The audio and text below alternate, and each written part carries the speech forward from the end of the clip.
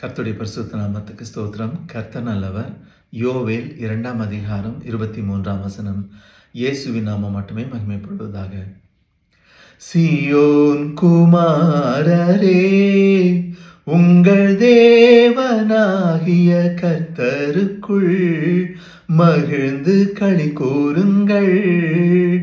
அவர் தக்கபடி உங்களுக்கு முன்மாரியை கொடுத்து, உங்களுக்கு முன்மாரியையும் பின்மாரியையும் ஏற்கனவே வருஷிக்க பண்ணுவார். சீயோன் குமாரரே, உங்கள் தேவனாகிய கர்த்தருக்குள் மகிழ்ந்து களி கூறுங்கள்.